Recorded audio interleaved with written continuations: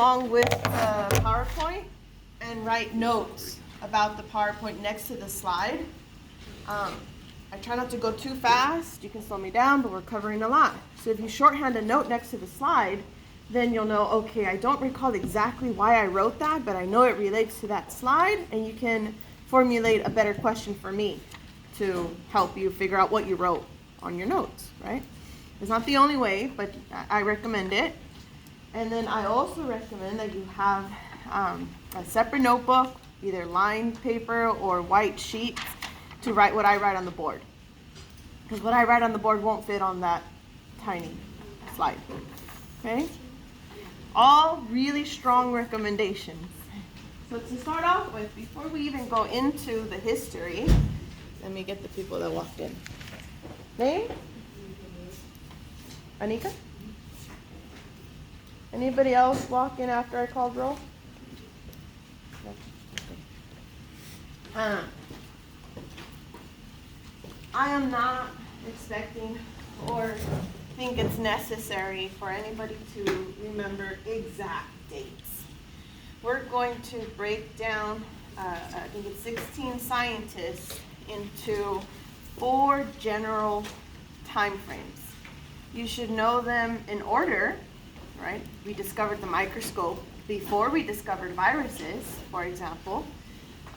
So I won't ask you, 1665, but you should know that Robert Hooke was first to pioneer the field of microbiology, for example. Okay, so here are my 4 timelines. I have, in general, I say late 1600s, and what was the big discovery during this time from multiple scientists was the discovery of microbes. Right? Before this, we had no idea of what bacteria, protozoan, algae was at all, where that tiny microscopic organisms existed. And we didn't even have the word microscope. So we also had the discovery of the early microscope. Right? This is where these scientists invented the microscope. And the 2 scientists for this time era is Robert Hooke, who came up with the cell theory, and 2, Anton van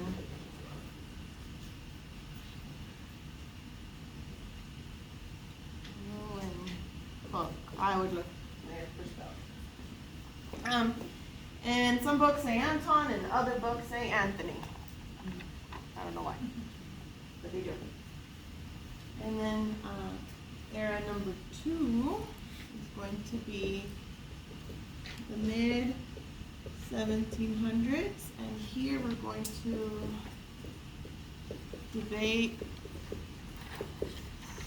spontaneous generation. I'll explain what that is. I don't have much for that. And then we have the 1800s, where we have a clear definition and explanation of biogenesis and disease. Right? People are no longer just dying mysteriously from magical witchcraft. There's diseases that kill people. It's funny. And here we're going to have 1, 2, 3, 4, 5, 6, 7 scientists. So 7 names. And when we get to them, count them out for yourself. And then 4th era is the early to mid 1900s. And here we have the invention, discovery of drugs and vaccines. And we have 1, 2, 3, 4 contributing scientists from our list.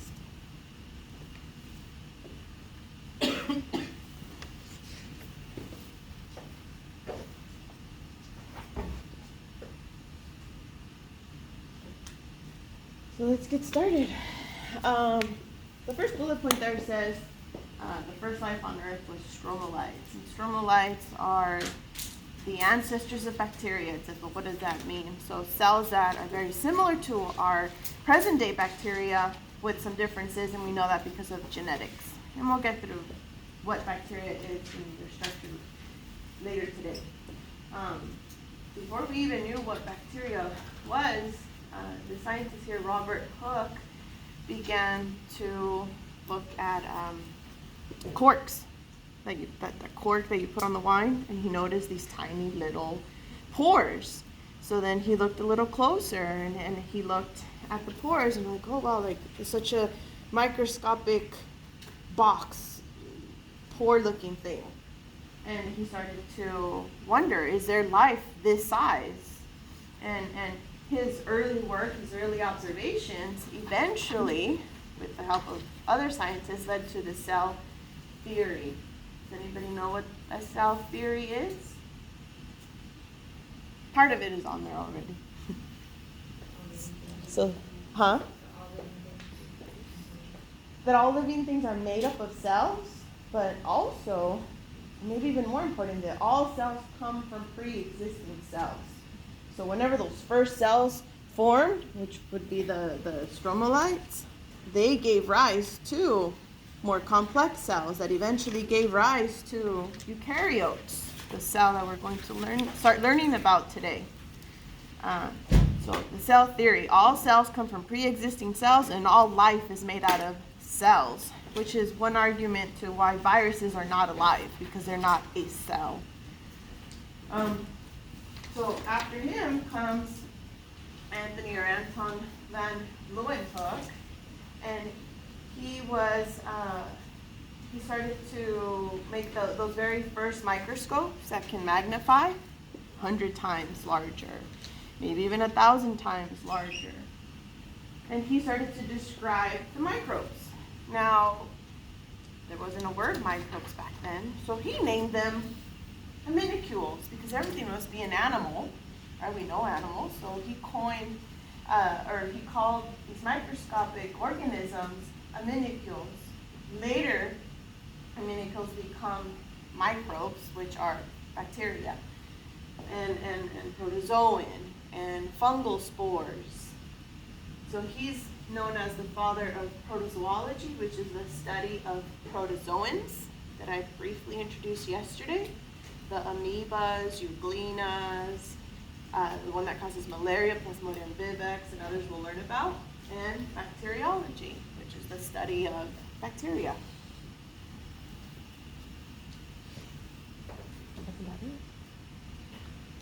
So at this time, people thought that biofilm that you see on your dishes, the plaque on your teeth, just the maggots on meat, even the maggots, they thought they just magically, spontaneously generated out of nothing. And that's spontaneous generation. Believing that out of nowhere, microorganisms and even larvae, maggots, can just generate on dead flesh. No idea of a fly laid an egg, and that's where the maggot came from. No idea of bacteria is replicating and creating a biofilm. So during the mid-1700s, we have a debate. Well, it can't be. It can't be out of magic. These amincules, or microbes, must have something to do with it. And so some scientists, curious people, started to do experiments to see whether it was spontaneous generation or something else. And here's the first one. So Francisco Redi filled 6 jars with rotting meat. He took 3 of those jars and covered it with a net. And no maggots grew on that meat. No maggots spontaneously generated when there was a net blocking the jar. In the 3 open jars, maggots did appear. He didn't know where what brought those maggots into the jar, but he knew from this experiment that they did not spontaneously generate. Right? So here, this study is evidence against spontaneous generation. No explanation of how they got there, but it didn't just spontaneously generate from the meat, because when you cover the jar, no maggots appear. It seems pretty simple. But back then, this was like, what's happening to my life right now? So would he be under the debate? We're here. We're debating. We haven't proved that spontaneous generation. We haven't gathered enough evidence to say spontaneous generation. Generation isn't a thing, but we are starting to accumulate support for a different theory, a different explanation, which is biogenesis. Bio, life, genesis, a creation of life. So we are providing the first evidence for biogenesis. And then John Needham boiled the broth, put it into a flask, covered them, and then there was microbial growth in this jar. You see? I told you things just spontaneously generate. I boiled it, so I killed everything in the broth, and I covered it. Nothing could get in. And out of nowhere, I get a microbial film. By magic it appeared? No. What are some ideas? Well, why did he see microbial growth after boiling the broth and sealing it? Thermophiles? Huh? Thermophiles? Ooh, good. Now we know about thermophiles, those organisms that could survive in extreme heat. But not the case, because he would have had to have collected the broth from a thermophile environment, because thermophiles actually require high heat to survive. Not only do they survive it, they need it. That's their optimal. But good idea. I like that. Any other ideas? Where did this microfilm came from?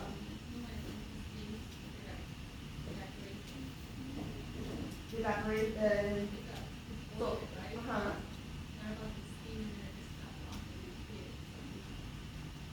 But the steam itself is just water in gas form. It's a good idea, because sometimes I'm thinking, like, when we do beans and we boil our beans and then we let it sit, and then if you put it in the fridge too soon, the beans go bad, right? Actually not because of the steam, but I see how we can relate it. We'll actually learn what causes that either. Yes. Right before he sealed it, possibly. So something in the air. In fact, I have support for that today. We collected some data, have students do a hand washing experiment, my general bio, and they put, put your thumbprint. And then I always say, you have to close your plate. You only open your plate when you put your thumbprint. Do not leave that plate open. But I still catch students and leave the plate open. It's like, well, I had an extra plate. And somebody said, all I'm going to do is take this extra plate, open it, and leave it. Don't touch it. And sure enough, a week later, we had 7 colonies. We had 7 different species of fungus and bacteria just from the air. So that's an possible explanation. Any others? The flasks weren't sterile. Right? And that's actually what happened in this situation. If you read the textbook, they give you more info. That's what happened. The flask was dirty. But it looked clean. The flask looked clean. You couldn't see any dirt or biofilm on that flask. But there were microscopic cells in there. And why did those few cells in that flask grow into a film? What did he give them? Nutrient broth, right? He gave them the sugars and the proteins and the lipids that they were waiting for and needed to grow into a biofilm, to microfilm. Cool, huh? So, but at that time there wasn't all this logic, so he supported spontaneous generation with his work. So we need stronger evidence against it. Now we boil nutrients in the flask. right? Pour the broth into the flask and boil it in the flask. So not only are you killing the microbes in the broth, you're killing the microbes that were in the flask. And sure enough, no microbial growth. So where is it coming from? Okay, so we killed everything, but at this time we still didn't have what everything was. We didn't know what microbes were. We're still learning about the microbes.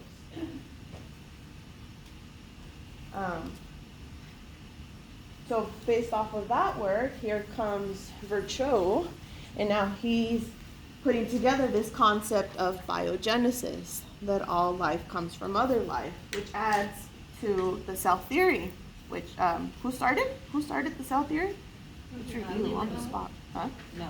Not Leeuwenhoek. He's the father of protozoology and bacteriology, but not the beginning of cell theory. Huh? That's the one that your classmate said there.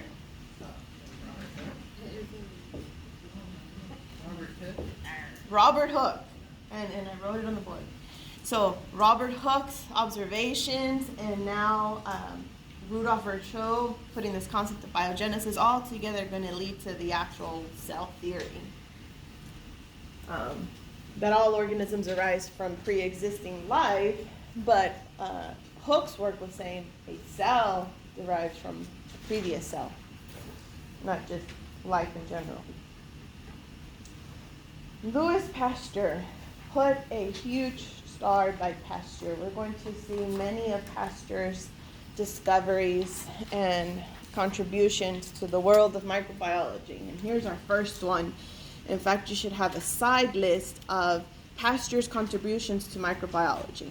And here's your first one, which is going to lead us to what we call the aseptic technique, which we're starting next week, Tuesday. But before he got to the aseptic technique, let's look at his experiment that led him to the aseptic technique. So he took those simple broth and flask experiments and made it a little more complex by creating this S-shaped flask. Now, the purpose of this flask, it's open to the air, and we get oxygen, but this little U-shaped part will trap any cells that might get in from the air, right? Those fungal spores, any bacteria in the air won't be able to travel up the tube and into the flask. So that's the purpose of this part of the S shape. Again, he fills it with broth, he boils it, killing all microbes in the broth and then in the flask, and he doesn't have any film growing.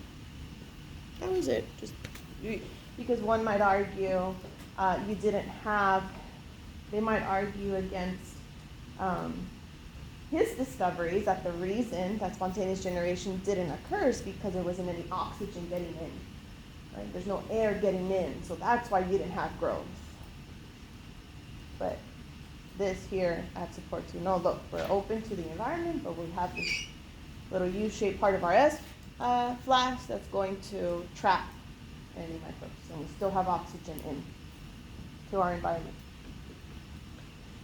You can read the small print, but that's the summary of it. That's the take-home message. And then the punchline that this work is what developed the aseptic technique. Something that you will learn and practice this entire semester for the next 14 weeks. Okay, fine, 13. We don't do any lab work for last week. And it's going to sound very simple on Tuesday.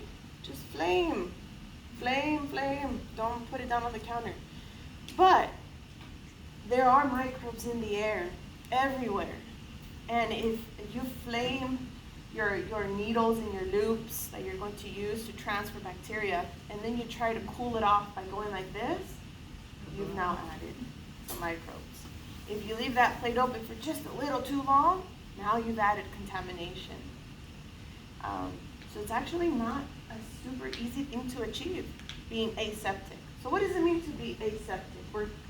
When we're using the aseptic technique, we're killing all most, like you should never say all or 100%, most microbial life. We do have thermophiles, right? We have spores, something that we'll introduce today. The spores, that heat cannot kill spores into a certain temperature. So there's your definition. Similar to the textbooks, it's techniques to prevent unwanted microbial growth. So we're killing most microbial growth. Questions so far? So what is Pasteur's first discovery? Huh? No. Huh? He used the S-shaped flask, so he did make that, but it ended with the discovery of, the aseptic technique. So Louis Pasteur's work led to the aseptic technique. That's the main punchline of this first set of work from him.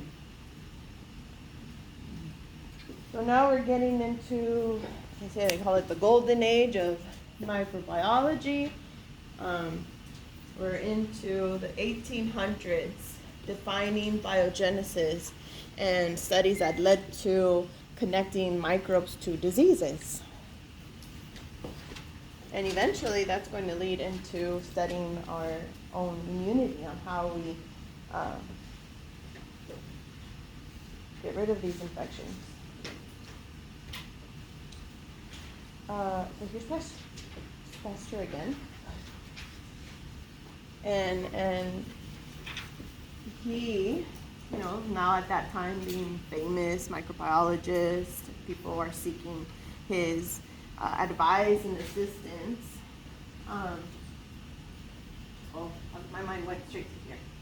I'm just gonna go straight to here. And then we'll talk about fermentation. So here's these winemakers, and their wines are spoiling. And they need help because this is, bringing down profits, and I don't have any good wine to drink. It's sour, it's spoiled. So they go to Pasteur, since he developed the aseptic technique. And if you boil your wine, now you've also ruined your wine because you're breaking down the sugars. So it's not good wine. So what can we do? So Pasteur found just the right temperature to apply to the wine and the other spirits, where it would kill enough microbes that they could not spoil the wine. That's what pasteurization is. Boiling your milk now, we have pasteurized milk and pasteurized cheese. You're killing just enough microbial life so that they don't metabolize and grow enough to spoil the food, to spoil the beverage. So his second, third here on this list, discovering is pasteurization. It wasn't, the first time he tried it, I'm sure he had many replicates, and he boiled it at different temperatures until he found just the right temperature. Application of heat for a short time to kill harmful bacteria. Right? Enough heat to avoid spoiling your beverages and not evaporate the alcohol from your wine and other spirits. So back up to fermentation. Now, when have you heard of fermentation? To make alcohol, but what else? So fermentation would not involve the Krebs cycle. We have the Krebs cycle, now we have oxygen, but we're going to cover that. So it's I'm thinking when it doesn't. that would be one pathway of fermentation. So in general, fermentation is an organism breaking sugar without oxygen, when oxygen is lacking. Now, this specific organism here, yeast, a unicellular fungus, when we give yeast sugar and remove oxygen, it will break sugar down and create ethanol, create alcohol, right? Or you can, now it doesn't just have to be alcohol, you can ferment cabbage and you get what? Kimchi. Kimchi. So taking an organism, a microbe, and removing oxygen and allowing that microbe to break down the sugars for its own benefit to create energy, but in the process fermenting our food. And Pasteur is also responsible for that. Thank you, Pasteur, for defining it. Questions? So, This stuff is pretty straightforward, just have to memorize it. Yes. so Pasteur just 1, 2, 3 aseptic technique, fermentation in the pasteurization. For now. There's more. Oh, I like that. Yep. One or two more. Okay, we said we're going to define biogenesis and connect specific microbes to specific diseases, right? So that is the germ theory. The germ theory of disease, that disease is caused by germs, germs being bacteria, viruses, fungus, protozoans, not that you were cursed by a witch. So here's just some examples of them connecting microbes to diseases. So the disease here would be the silkworm disease. Now, two different studies. Agostino Bastini, he did some work and he found that the possible cause was fungus. There's a fungal species that led to the silkworm disease. You're like, what's the silkworm disease? I don't know. That's not the point right now. I always tell myself to look up things and I just have too many things to do. I never looked it up. But if someone knows, you want to share? If someone looks it up and they find it quite interesting, share it with us next time. It's probably in our book. Pasteur, now this is number 4 for him, he said his work showed that it was actually a protozoan that causes the silkworm disease. And from what we know now, they could have well been looking at the same organism, because it's not uncommon where we misclassify an organism. We're going to learn about a fungal pneumonia that now we say, no, it's not a fungal pneumonia. It's actually a protozoan that causes this pneumonia because of advances in the field. And then the last one. By the way, anything bold and underlined, definitely know it, right? So here's Semmelweis. He's my favorite. Not that he connected a specific microbe to a disease, but much bigger than that.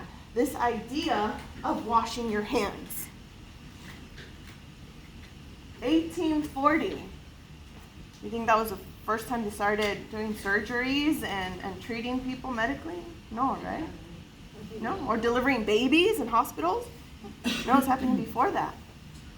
So he was noticing, delivering babies, right, so that the obstetrical patients, those mothers that are delivering, where many of them were passing away and getting that fever, puerperal fever. Why? Why do they come to the hospital healthy, perfectly fine, ready to give birth, and they die from this fever? What's happening?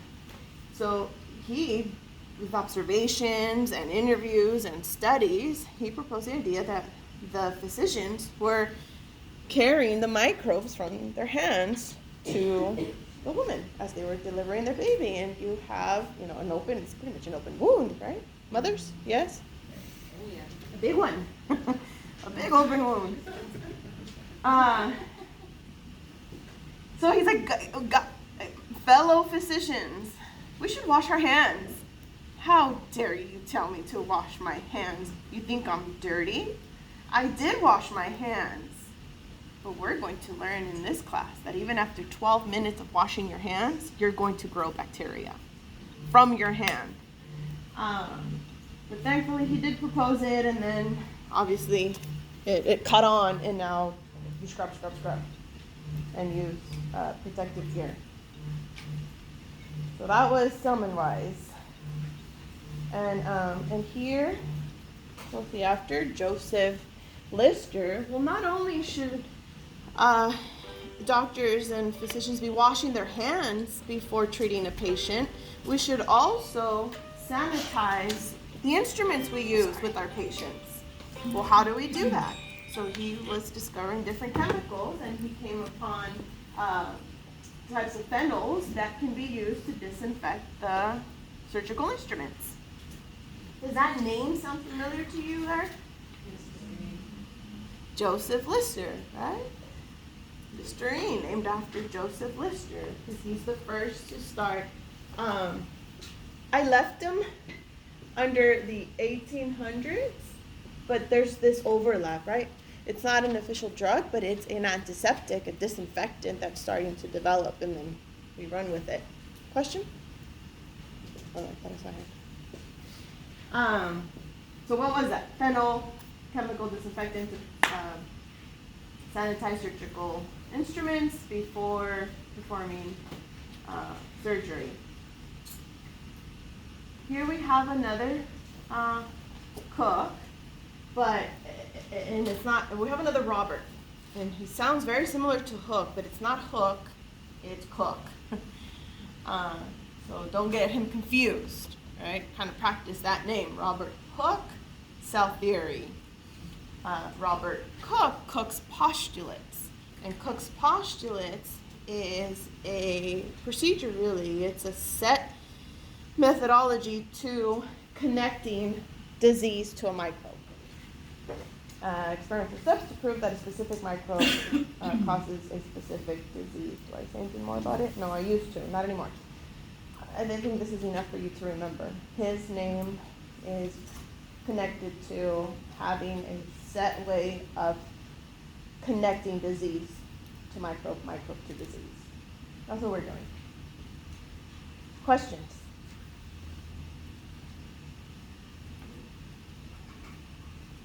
And then we have Edward Jenner, who unintentionally really began the work of vaccines.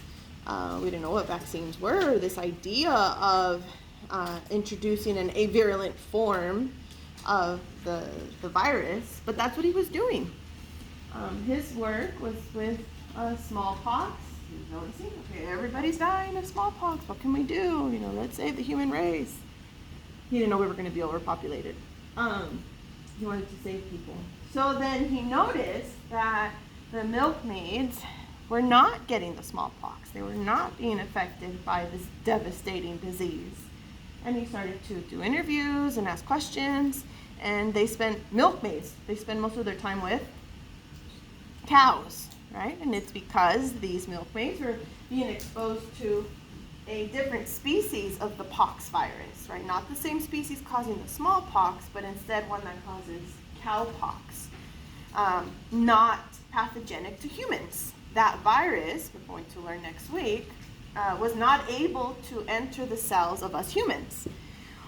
But it was able to enter their system, and then their immune system created an antibody, we'll learn later, created a weapon against a similar virus.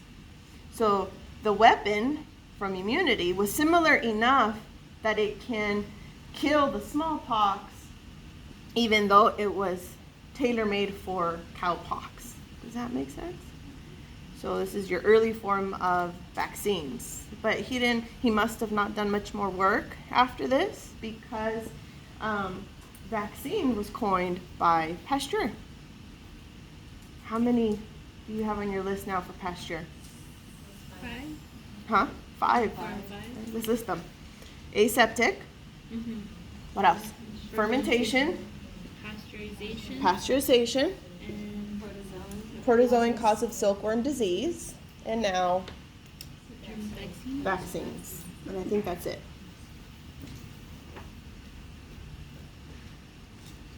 Yeah, that's it for Pasteur. So he coined the term vaccine, and he started to create avirulent forms. A means without, so without virulence. Virulence means the ability to cause disease, the ability to cause infection, the ability to make you sick. Right? Virulent, make you sick. A, without. So we begin to create forms of the virus without an important part that the virus needs to enter a human host cell. And we'll see what that part is next week, Wednesday. Yeah, so we'll learn more about that. Questions?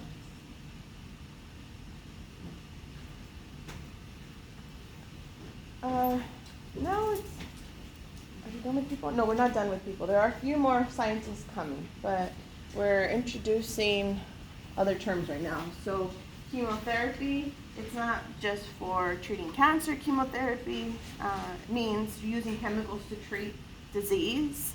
And we've known that many chemotherapies have devastating side effects, and we'll talk about them later. But chemotherapy isn't only with synthetic drugs. Antibiotics are also a form of chemotherapy. So what's the difference between synthetic drugs and antibiotics? So synthetic, we create them in the lab, right? A biochemist discovers the chemical formula of a certain chemical, then they combine it with others, and then they test them on different microbes, on different people, and we make drugs that way. Antibiotics are naturally produced. So 100% antibiotics come from other living organisms. The very first antibiotic is what? Does anybody know which was the very first antibiotic? Penicillin. Right? So penicillin made by, I sworn that was my next slide. It's coming though. So antibiotic made by an organism and can kill other microbes. I'll talk more about it in just a bit. So first, synthetic drugs. The first name you should associate with synthetic drugs is Paul Ehrlich, and he made the magic bullet, which was really effective at decreasing microbial growth, but it was too effective, both pathogenic, non-pathogenic, and I'm sure it had some pretty harmful, eventually side effects, but it didn't harm the host. So magic bullet, because here I can treat, I think it was syphilis, and if you know a little bit about history, I don't know the dates, but there was a huge problem with prostitutes and syphilis, and they needed a solution, and he gave them one, the magic bullet synthetic drug. Right there, what is it? It's arsenic. It's an arsenic drug. And then we will learn more about sulfonamides when we cover pharmacology, literally cliff notes of pharmacology later. But another synthetic drug, and that one came later in the 1930s. And then antibiotics. Yes, here we are. So again, antibiotics made naturally from other microbes, and the first antibiotic to be discovered was penicillin, and the fungus Penicillium is the one to make it. Who discovered it? By accident, Alexander Fleming. So you should definitely know his name, Alexander Fleming. How did he discover it? By accident. I like this question because science isn't always intentional. Sometimes, a really lucky accident, because without antibiotics, many would have died and would still be dying. So, how? At the time, he was studying bacteria, and he was studying, at that time, they had already identified Staphylococcus aureus, one we will work with, a common bacteria, and even in our body. And he went on vacation, so he left his plates growing, and he came back, and he noticed that some of his plates had this fuzzy growth, had not been identified before, and around the growth, there was less bacterial growth. So that observation then led him to keep doing more studies, taking the fungus and the bacteria, and then they extract the penicillin eventually. Now, it was the first antibiotic to be discovered, so it's been misused for many, many years. How many years? Almost 100, right? We're 8 years away from 100 years from that time. So now, most bacteria have evolved. They've created ways to resist the penicillin. And we'll learn about some of those ways. They create pumps to pump out the antibiotic. They change their cell structure, not allowing penicillin in. They make enzymes. Bacteria will make an enzyme that will break the penicillin. So many species have become penicillin resistant because we overuse it and misuse it. So now we've taken the penicillin chemistry and made synthetic versions of penicillin, half natural, half synthetic, so that we can defeat penicillin resistance. Also, penicillin, since we're going to introduce today the different bacterial cells, penicillin is most effective against gram-positive. Penicillin is most effective against gram-positive bacteria. And we'll learn exactly what that is in just a bit later today. So it was mass-produced, and now we have penicillin resistance. One antibiotic resistance. Gram-positive. Here, I'll write that in, and we will learn about gram-positive a little bit. And just get used to writing gram-positive in purple, because you're going to draw gram-positive bacteria in lab, and they stain purple.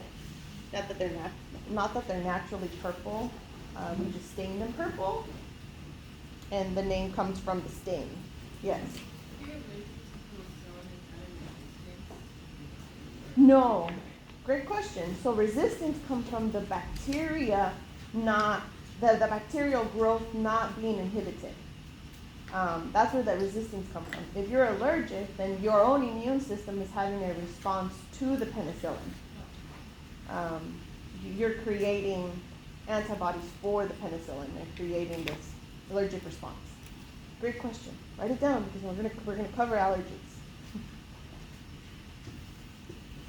And we have a whole mini lecture on antibiotics too. Why, like, so many people were like allergic to penicillin that they brought amoxicillin? Is that why they made another one? You can't take it if you're allergic to penicillin. No, all the psyllins, it's a family of antibiotics, and they all have similar chemistries. The amoxicillin and oxacillin, one of them removes the antibiotic resistance because it has a different shape. So the enzyme that would destroy penicillin cannot destroy the synthetic one. And then the other synthetic one, can penetrate gram-negative bacteria. That's why I made a fuss about gram-positive, because later we'll learn how there's other synthetic penicillins that can attack gram-negative. Yeah. Good question. Where was we? Okay, so we're learning about the history of microbiology, the study of microbes, right? Well, from there we go into bacteriology, specifically studying bacteria and not the other microbes. Mycology, studying fungus, from unicellular yeast to bread mold to fungus that causes pneumonia, right? So we have a whole field of studying fungus. And then parasitology, we include the protozoans with those parasitic worms I mentioned yesterday. But again, remember, we're mostly focusing on the early life stage of that parasitic worm because that's how it typically infects the host. That's why it's in this class.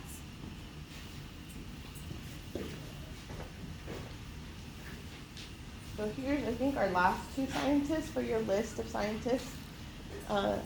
Early microbiologists. Along with studying the organisms that cause disease, came the field of studying our immune system. So immunology arose from these discoveries. And one of the first immunologists there, female, yay, finally a female, our only female on this list, Rebecca Lansfield, and her work dealt mainly with how we responded to different strains of the same species. So just like we have subspecies of animals, in bacteria, we say we have different strains of the same species. Now the strain could make the strain different than the other, mainly because of proteins. Either different proteins on the cell wall or different proteins on the flagella, which we'll learn in just a bit. And she was studying different types of the bacteria based off of the proteins that are embedded in the cell wall. So how does that relate to immunity? Well, immunity is our ability to fight off the disease, right? And we do that by making proteins called antibodies that specifically attack the shape of these cells. So a cell might tweak the shape of its protein to avoid our immune system. So it's important to connect both. And you should know the word serotypes. We describe different strains of the same species as serotypes when the difference comes from proteins that are part of their cell wall. We will have serobars, which are different in just a bit. So for now, Rebecca Lansfield described serotypes as she proposed immunology to, she explained immunology, our own defense system against pathogenic bacteria. And then the last one, the study of viruses. One of the first virologists, Dmitry Ivanovsky, he was looking for the cause, probably using Cook's what? Postulates. He probably used Cook's postulates to connect a virus to the tobacco mosaic disease. Within virology, we've also come up with molecular virology, electron microscopy, have been used to advance the field of virology. So molecular biology, studying genetics, so we do a bit of molecular in here from the micro perspective, understanding how DNA gets copied into RNA, and then that copy becomes a protein, and how those proteins direct everything else, particularly enzymes.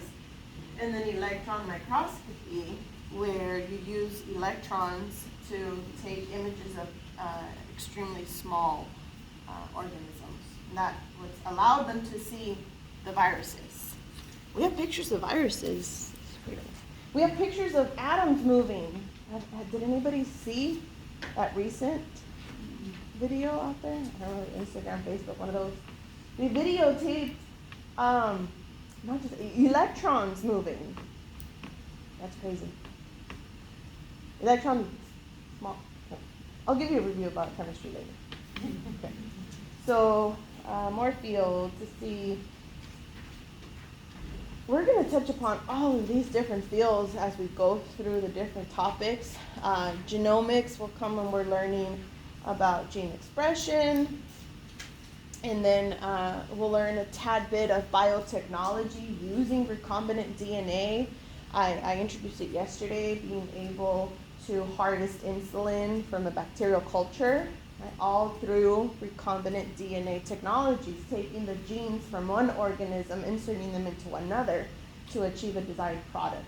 So we'll have a whole lecture on that. Microbial genetics. So first we have genomics. We study the organism's entire genome, and then we can manipulate it with recombinant DNA technology in order to change the genetics of organisms. And then we get GMOs. And I already said what molecular biology is, transcription, translation. So this one's important for us future health professionals too. It's not just about the disease. That's already too late. The disease is there. Now let's treat the disease. But what if we can prevent the disease? Well, microbial ecology has a lot to do with prevention and projecting what, this coronavirus and how fast can it spread. That all has to do with microbial ecology. The relationship between microbes and its environment, they say, right? Here is when we learn about growth requirements. That will deal with microbial ecology. What is the optimal temperature? What is the optimal pH? What is their osmotic pressure tolerance? All of that has to do with microbial ecology. And even more important, a huge one, usually we hear the word bacteria and we're like, ew. Without bacteria in the soil, we would not exist. We wouldn't be here. How is that possible? We have bacteria that release nitrogen, change the form of nitrogen in the soil and make it into a form that plants can absorb. Well, who cares? Nitrogen is needed for what, do you know? Oxygen also needed, but nitrogen as an element is needed to make more DNA. A big component of DNA is nitrogen. A big component of proteins is nitrogen. So if plants can't take nitrogen from the soil that bacteria make available to them, they wouldn't grow. And if plants don't grow, the cow doesn't eat. And if the cow doesn't eat, I can't have In-N-Out. And then we all die. And then we all die.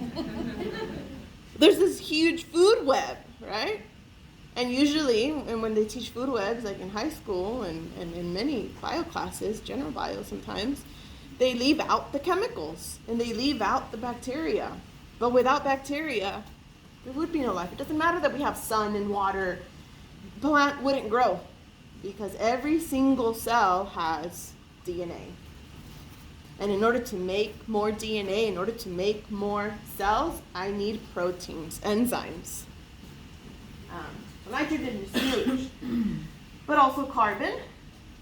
So the nitrogen cycle is an example of bacteria making a nutrient available to plants to grow, right? Now, the carbon cycle is in reverse. Bacteria's role in the carbon cycle is releasing the carbon back into the cycle. What am I talking about? Not yet. Curious how you went there, though. The ETC? No, that's inside the bacterial cell and inside of our cells. Okay. What did you say? No? I said bacteria are now involved in releasing the carbon back into the cycle of life. Any ideas? Does that ring the bell for anything? It's because you have to take my other class. What is it, Karen?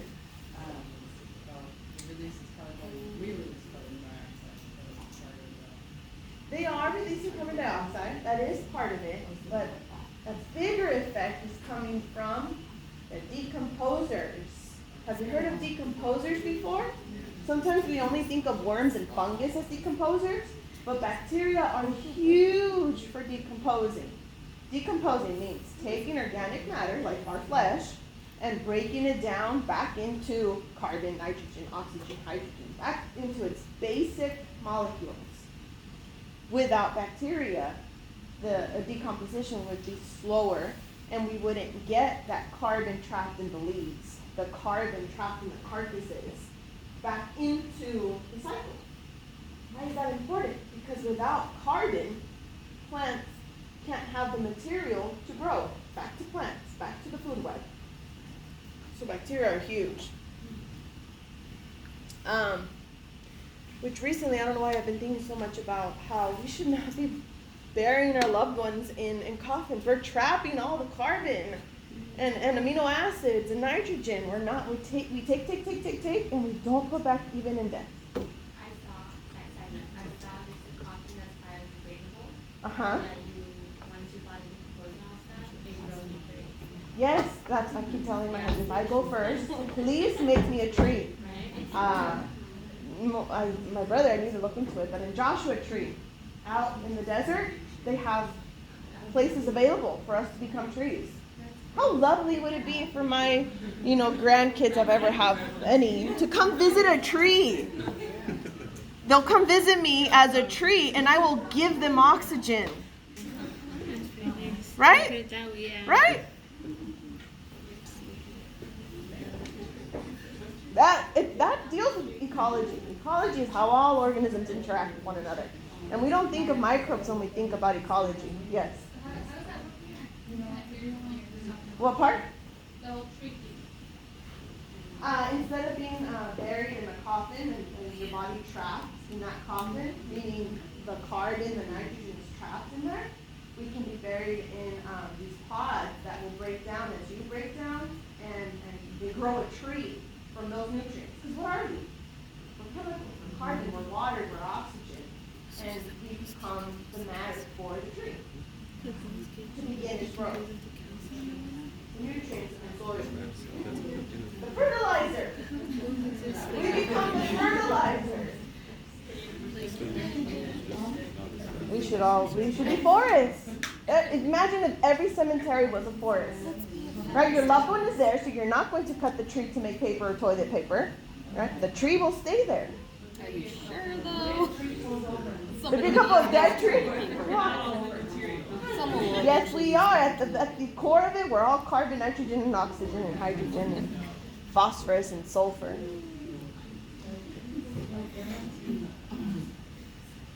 How much more do I have?